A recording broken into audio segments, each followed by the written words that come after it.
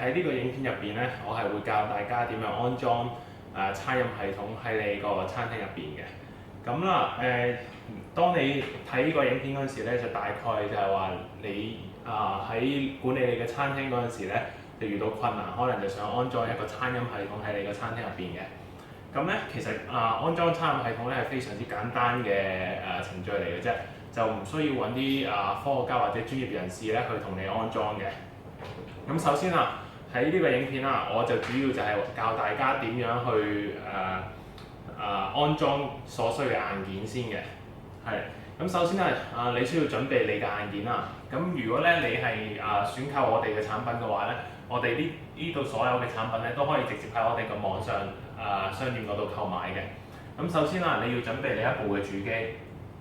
咁假設如果你唔想用主機嘅話，你亦都可以用一部平板電腦嘅。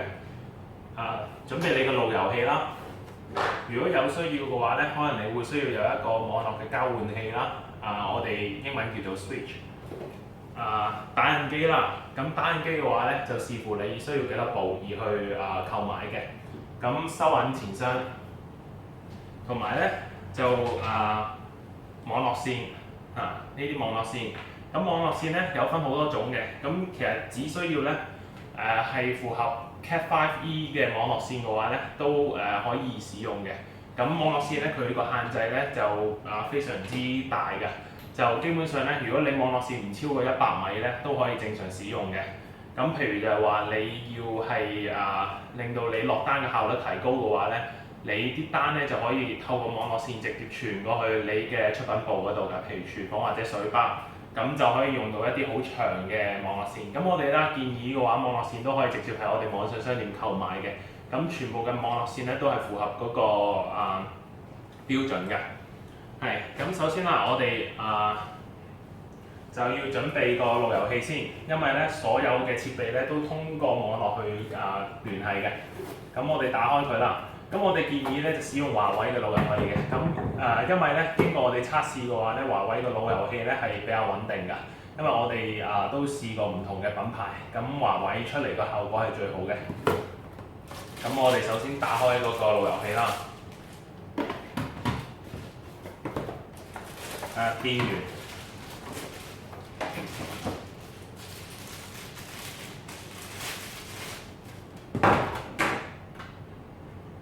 咁咧路由器咧就需要設置一下嘅，就譬如話你假設你係用唔同嘅網絡供應商嘅話咧，你會有個 username 同埋 password。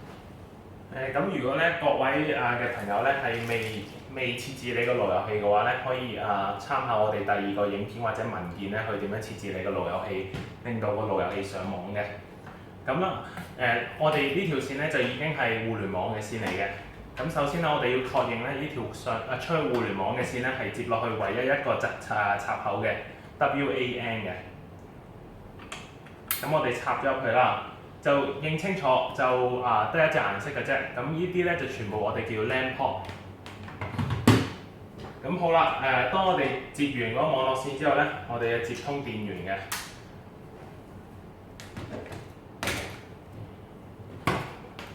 咁我哋接通電源啦。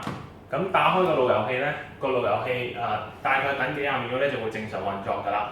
咁已經可以開始上網㗎啦。假設如果你已經設置完成嘅話，咁我就喺呢個示範影片入邊咧就唔會用呢啲新嘅寬頻線嘅。咁我咧就會用翻我哋現有嘅寬頻線。咁當你設置完接通咗你嗰個路由器啦，我哋開始接我哋嘅打印機。首先又係接通你個電源。咁打印機咧係會有3個插口我哋需要用嘅。咁第一個就電源嘅插頭。第二個咧就係網絡線。網絡線嘅話咧，我哋直接插落去我哋嘅寬頻線就可以㗎啦。第三個咧就類似電話線嘅插頭咧，係接通呢個錢箱嘅。咁喺呢個我先接通個電源啦。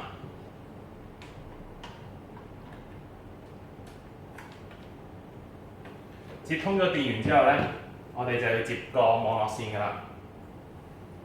咁認清楚就我哋所有嘅設備咧都會接喺呢4個插頭嘅。咁如果啦你4個係唔足夠你使用嘅話咧，你可以加一個交換器去增加佢嗰個使用嗰個插頭嘅數量㗎。個交換器嗰個接通嘅方法亦都好簡單嘅啫。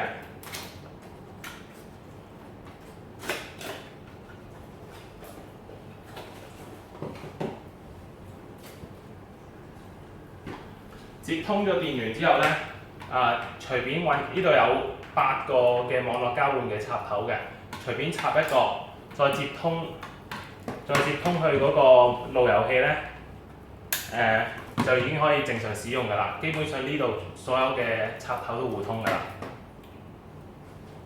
咁我哋啦接通咗電源同埋接通咗嗰個網絡線之後咧，嗰個打印機就已經係正常可以使用㗎啦。咁我哋啦另外再接通埋個前箱，咁個前箱咧就會有一條網絡線跟俾各位嘅用戶嘅。咁呢度有條電話線嘅類似，咁又係啦，接過去插落去打印機嗰個。咁呢個咧打印機係攞嚟打印嗰個收銀嘅。咁我依家接通嗰個前箱啦。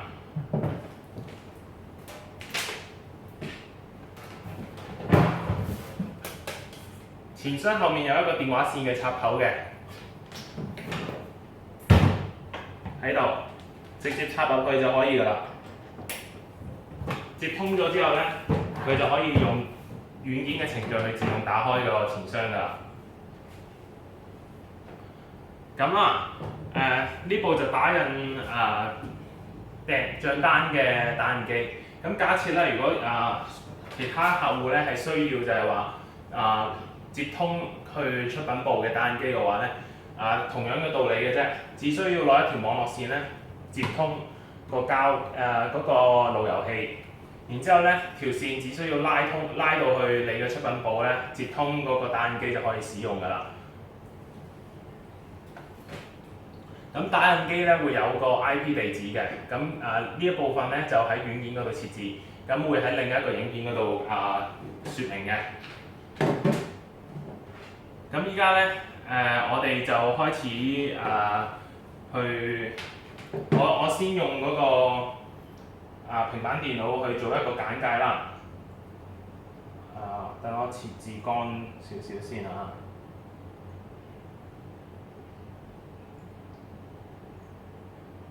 咁喺平板電腦嘅話咧，你直接接通咗嗰個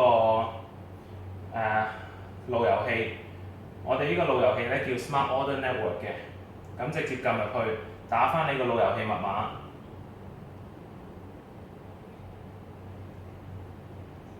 確定連接。同時間啦，你可以打開你個收銀嗰個打印機嘅。然之後咧，去我哋嘅網頁嗰度咧，下載我哋嘅 Smart POS 程式。然之後咧，打開程式，我已經預先下載咗個程式㗎啦。咁如果喺程式安裝嗰度咧，可以參考我哋另外一個影片。我哋呢個影片主要就係講解就係個硬件嘅操作嘅啫。然之後咧，我喺度做個模擬俾你睇啦。我開張台未設置主打印機，我翻去設置主打印機。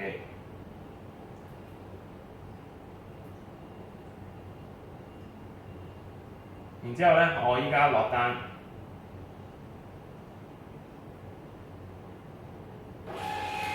打印訂單。咁你見到啦，已經可以正常打印㗎啦。咁如果咧我接通埋其他出品部嘅打印機咧，就已經可以正常運作㗎啦。成個安裝嘅過程咧係，如果你硬件準備好嘅話，唔會超過半個鐘嘅，係非常之簡單嘅。咁其他嘅客戶咧，如果唔想用平板電腦咧，我哋亦都會有提供15寸嘅一體式嘅電腦㗎。